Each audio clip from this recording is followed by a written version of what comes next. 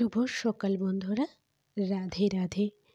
ভগবান শ্রীকৃষ্ণের কিছু অমোঘ বাণী যা আমাদের জীবনকে আলোকময় করে তোলে, আর সেই বাণীর প্রতিটি কথা, প্রতিটি উক্তি আমাদের জীবনকে আরও সুন্দর থেকে সুন্দরতর করে তোলে। শ্রীকৃষ্ণের বাণীর প্রত্যেকটি উক্তি আমাদের আগামী জীবনের নতুন পথপ্রদর্শক হয়ে কাজ করে।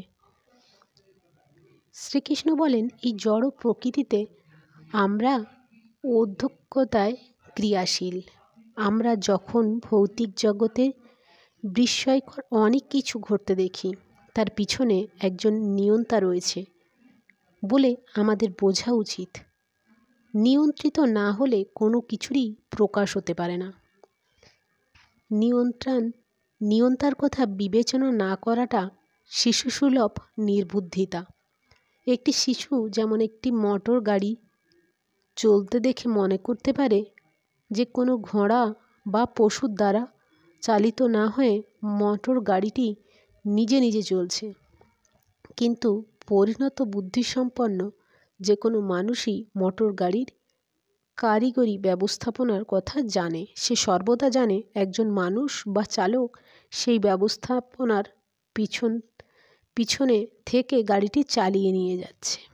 তেমনি পরমেশ্বর ভগবানও এই ভৌতিক জগতের সমস্ত কিছুর পরিচালক, যার অধ্যক্ষতায় সব কিছু ক্রিয়াশীল হচ্ছে।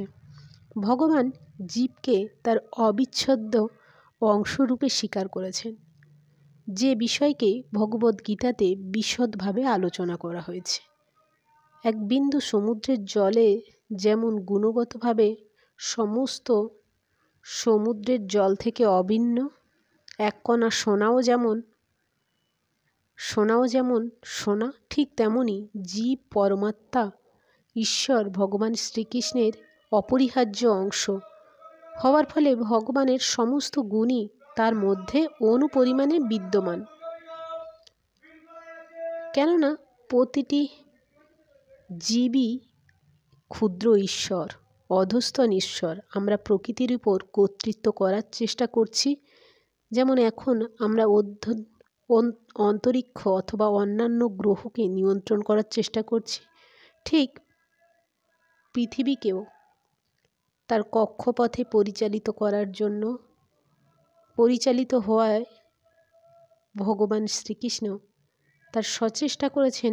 পৃথিবী যেমন তার কক্ষপথে পরিচালিত হচ্ছে, প্রতিটি মানব সমাজও এনার ইচ্ছা মতোই সব কিছু তার কার্যকলাপ নিয়ন্ত্রণাধীন করছে। রাধে রাধে।